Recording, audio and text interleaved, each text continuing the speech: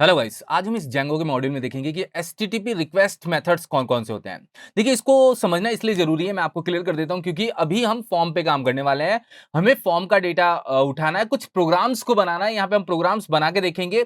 Form के through data को कैसे रिसीव करेंगे, उसके लिए आपको एचटीटीपी मेथड्स पता होने चाहिए। क्योंकि फॉर्म की वैल्यू को अगर आपको गेट करना होगा तो क्या प्रोसेस होगा, क्या तरीका होगा, ये सारी चीजें मैं आपको क्या करूंगा, क्लियर करूंगा। पहले ये इंट्रोडक्शन है कि मेथड्स क्या होते हैं, जिससे आपको क्लियर हो जाए कि अपने को कौन सा मेथड कहां पे यूज करना है।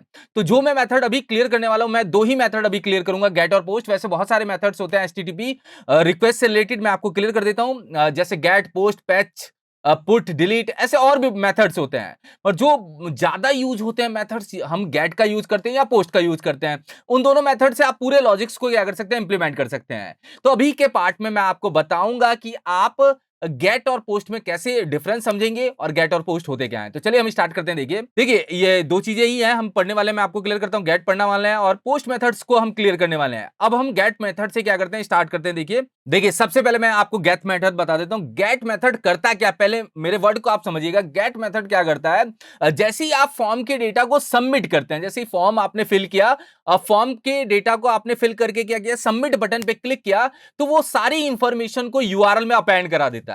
मतलब सारी इंफॉर्मेशन को यूआरएल में सेंड कर देता है। अब यूआरएल में सेंड कैसे करता है, यूआरएल में सेंड करने के लिए वो यूज करता है की और वैल्यू का पेयर।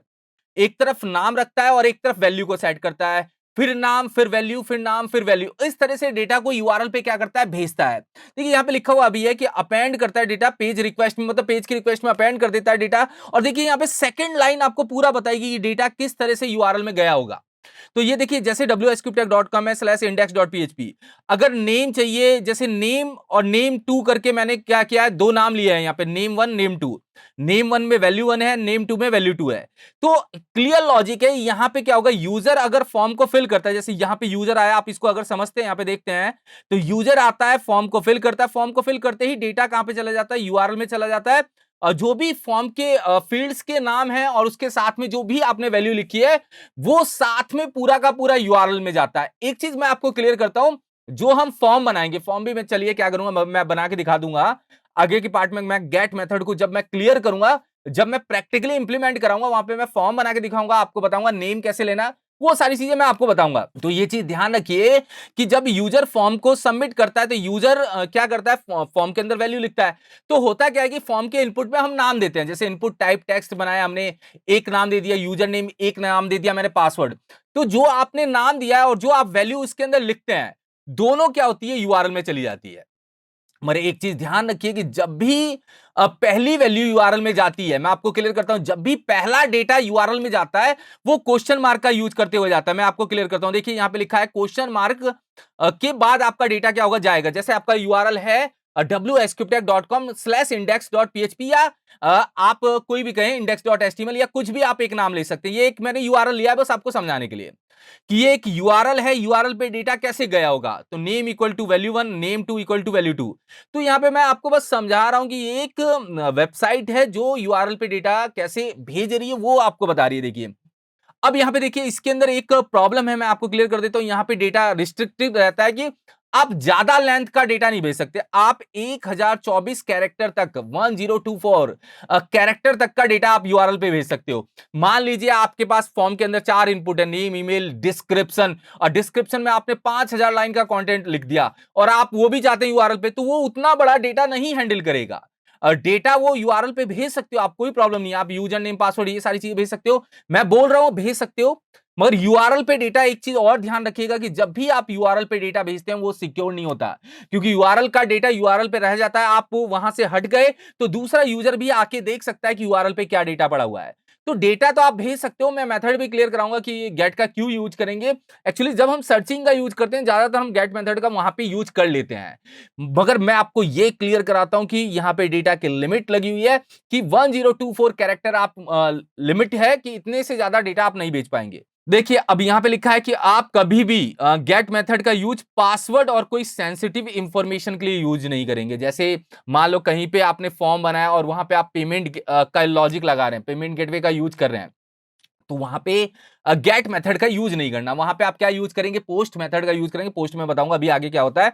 तो गेट मेथड डेटा यूआरएल पे भेजता है ना, यूआरएल सिक्योर नहीं है, यूआरएल तो किसी को भी दिख सकता है, आपको भी, मेरे को भी, और कोई भी और बंदा आता है वो भी क्या कर सकता है, देख सकता है। अब देखिए गेट मेथड में आप बाइनरी डेटा नहीं भेज सकते, आप इमेजेस नहीं भेज सकते, डॉक्यूमेंट नहीं भेज सकते सर्वर पे, मतलब ये सारी इंफॉर्मेशन आप सर्वर पे नहीं भेज सकते, मतलब सर्वर पे ये डेटा जा नहीं सकता गेट मेथड के थ्रू। तो गेट मेथड डेटा यूआरएल पे भेजता है, यूआरएल पे जो डेटा भेजता है सबसे पहले डेटा में वो क्वेश्चन मार्क लगाता है, फिर नाम और वैल्यू, फिर एंड करके फिर सारे पैरामीटर्स चले जाते हैं। एंड करके मतलब है कि अगर 3 वैल्यू यूआरएल पे जा रही होगी तो पहली वैल्यू क्वेश्चन मार्क के साथ में जाएगी, बाकी फिर एंड एंड करके क्या होगी, यूआरएल पे पहुंचेगी। तो गेट मेथड क्या करता है, डेटा यूआरएल पे भेज के वहां से हम डेटा को गेट करते हैं। तो इसका जो भी काम है वो यूआरएल पे डेटा को क्या कर देना, अपेंड करा देना। जितने भी इनपुट्स होंगे, अगर फॉर्म के अंदर गेट मेथड है तो वो डेटा को क्या करेगा, अपेंड करके यूआरएल पे भेज देगा, और आप उसको रिसीव कर सकते हैं। रिसीव करने का तरीका अलग है, वो मैं आगे समझा दूंगा आपको। तो गेट मेथड आपको क्लियर हो गया होगा। मेनली लॉजिक आपको यहां पे ये समझना है कि आपका डेटा कहां पे जा रहा है, यूआरएल पे। डेटा रिसीव कैसे होगा, हम जब इसको प्रैक्टिकली इंप्लीमेंट करेंगे तब आपके सामने चीजें और क्लियर हो जाएंगी। अब देखिए यहां पे हम देख लेते हैं पोस्ट मेथड। देखिए पोस्ट मेथड क्या करता है, अपनी इंफॉर्मेशन को एचटीटीपी हेडर्स में भेजता है। अब एचटीटीपी हेडर्स क्या होता है, वो डेवलपर के लिए होता है। मैं ये भी क्या करूंगा, प्रैक्टिकली करूंगा, तब मैं बताऊंगा कि एचटीटीपी हेडर्स आपको कहां पे दिखेगा। तो ये इंफॉर्मेशन को एचटीटीपी हेडर्स में भेज देता है। ये एक तरह से सिक्योर मेथड है, मतलब यहां पे जो नॉर्मल यूजर आके फॉर्म को फिल कर रहा है, जैसे आपने लॉग इन किया, यूजर नेम पासवर्ड दिया, अगर आपने गलत भी दिया तो आपको नहीं दिखने वाला कि आपने क्या दिया था। तो वो पेज के बैकग्राउंड में क्या करता है, स्टोर करता है, एचटीटीपी हेडर्स में डेटा को क्या कर देता है, भेज देता है। देखिए अब मैं आपको बता देता हूं, यहां पे डेटा यूआरएल पे नहीं जा रहा, ये भी मैं क्लियर करता हूं। यहां पे देखिए ये लिखा हुआ है कि यहां पे डेटा पे कोई रिस्ट्रिक्शन नहीं होगा, आप कितना भी बड़ा साइज का डेटा क्या कर सकते हैं, पोस्ट मेथड के थ्रू यूज कर सकते हैं। बाइनरी डेटा भी क्या कर सकते हैं, आप यूज कर सकते हैं, मैं आपको क्लियर कराता हूं। और पोस्ट मेथड जो होता है वो एचटीटीपी प्रोटोकॉल को फॉलो करता है, मतलब डेटा को हेडर्स में भेजता है और वहां से डेटा हम रिसीव कर लेते हैं। देखिए गेट मेथड में एक प्रॉब्लम है, अगर डेटा यूआरएल पे गया तो नाम और वैल्यू दोनों पता चल जाती है यूजर को, तो वो वैल्यू बार बार क्या कर सकता है, यूआरएल से चेंज कर सकता है, मगर पोस्ट मेथड में ऐसा नहीं होने वाला। अब देखिए पोस्ट मेथड आपका क्या होता है, एक तरह से सिक्योर मेथड होता है, मतलब आप अगर कोई सिक्योरली काम कर रहे हैं, पेमेंट गेटवे का, लॉगिन का, रजिस्ट्रेशन का, तो वहां पे आप पोस्ट मेथड का यूज करिए। देखिए पोस्ट मेथड का अगर कोई मतलब यूजर की इंफॉर्मेशन को सेव करा रहे हैं, पेमेंट गेटवे का काम कर रहे हैं, तो वहां पे आप फॉर्म में पोस्ट मेथड यूज करिए। अब पोस्ट मेथड का डेटा आपका क्या होता है, सिक्योर होता है, और गेट मेथड का डेटा आपका सिक्योर नहीं होता है, क्योंकि वो यूआरएल पे पड़ा हुआ रहता है।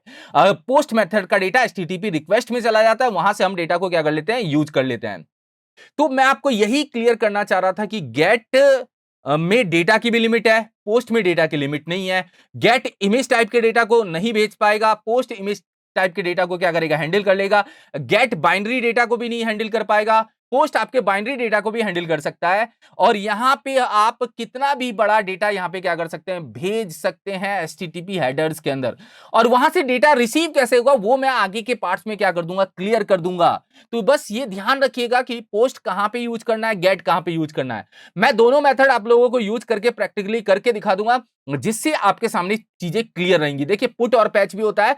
पुट डेटा के अपडेशन के लिए काम आता है, मान लीजिए पहले से डेटा पड़ा है तो अपडेशन करना है तो हम पुट का यूज कर सकते हैं। और डिलीटेशन के लिए काम आता है, मतलब कहीं पे आपको डिलीट करना है तो हम डिलीट मेथड का यूज कर सकते हैं। पैच सेम है कि अपडेशन के केस में ही क्या होगा, काम आएगा। तो जो नॉर्मली हम यूज करते हैं वो हम गेट और पोस्ट का ही यूज करते हैं। ज्यादातर हम पोस्ट मेथड का अगर हम फॉर्म बनाते हैं तो यूज करते हैं, और कोई चीज यूआरएल के बेसिस पे करनी होगी तो हम गेट मेथड का यूज करते हैं। तो इन दोनों ही मेथड्स को हम आगे के पार्ट्स में क्या करेंगे, प्रैक्टिकली समझेंगे, जिससे आप इस पे लॉजिक्स को इंप्लीमेंट कर पाए। तो अभी के पार्ट में क्लियर हो गया होगा कि गेट मेथड क्या काम करेगा, पोस्ट मेथड क्या काम करेगा, एचटीटीपी रिक्वेस्ट के मेथड्स कौन कौन से होते हैं, वो आपके सामने क्लियर हो गए होंगे। Thank you so much guys.